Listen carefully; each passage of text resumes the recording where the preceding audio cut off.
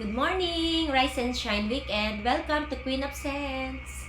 Queen of Scents Perfumery is the first perfumery in Chaong. Kayo po ay tatlong shareholders ng inyong company. So who among you has the passion for perfume? Actually, kaming lahat po. Nagsimula yan sa talagang kapag may mga birthdays, inire-request talaga namin na kung magbibigay kayo ng regalo, perfume na lang. Yun. Para hindi na rin sila mahirapan kasi yun talaga yung desire namin talaga na kapag may magpapasalubong, lalo na mami po namin, doon kami nasanay na pagbibilan niya kami ng pasalubong from abroad, perfume talaga po ang binibigay niya sa aming magkakapatid. Actually, hindi lang naman kaming tatlo, 7 kami magkakapatid, and lahat po kami mahilig sa perfume. Yung tatlo na siyang nag-start ng Queen of Scents, magkakaiba ba or pare-parehas yung type of scents na gusto ninyo? Yung bunso, parang mas gusto niya is mas matapang ang amoy. Then ako naman kasi asthmatic ako so mas ako dun sa light lang. Then si ate naman, pareho lang sila halos nung bunso ng gusto nilang perfume. Ako light lang. Yan po bang pagkahilig ninyo sa perfume ang naging drive ninyo para kayo magsimula ng perfumery? Yes po, definitely. Pero, yung idea po na yan is talagang nagsimula po dun sa kapatid kong bunso.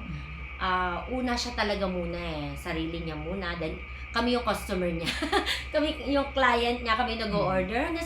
Sabi namin, ba't hindi natin palawakin? Mas palakihin natin, try natin mag-rebranding. Yan.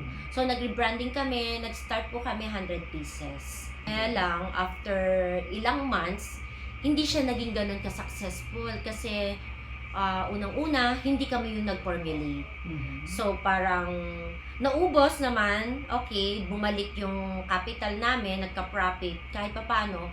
Pero, naghihintay kami ng repeat orders ng mga clients is wala. Kasi, napaubos, oo, pero bakit? So, bakit nga ba? Pero based on our experience, alam namin kung bakit. Kasi, hindi siya long-lasting. Yun yung naano namin na siguro nga kasi kahit kapag kami ang gumagamit, hindi siya long lasting, ang bilis talaga mawala ng amoy sa katawan. Yun.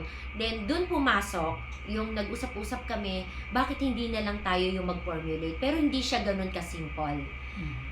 Nag-search muna yung kapatid ko, nag-research, pinag-aralan niya paano tayo magpo-formulate. Andun pumasok po yung nag-undergo kami ng training. So yung kapatid ko pa rin bunso ang naghanap saan kami magti-train. So nakahanap po siya.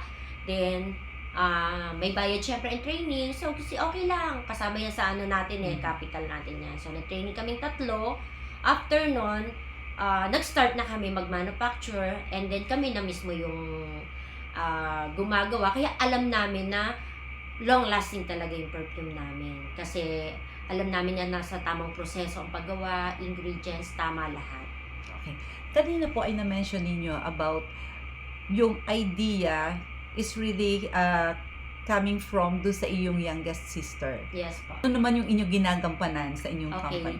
Si ate po, siya talaga yung frontline namin sa customer, sa client. Siya yung sa inquiries, and then, pagka sa mga, halimbawa may gustong humingi ng discount, siya din po yung magdi-decide nun kasi may inaalaw naman namin siya nung kapatid kong bunso.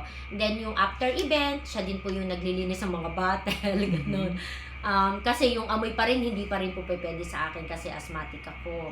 Then ako naman po, ako yung sa design. Kung makikita niyo po itong backdrop natin, ako po ang nag-design ng mga flowers sa ating selfie mirror. And then ako din po yung nag-e-edit. Yun sa mga event, ini-edit ko po yun para may ipang-post po kami sa FB page. And then yung bunso, siya po talaga yung pinaka-brain overall na decision making. Siya po talaga yung ideas, research, lahat. Mahilig po siyang magkutingting na cellphone, mahilig siyang manood ng kung ano-ano.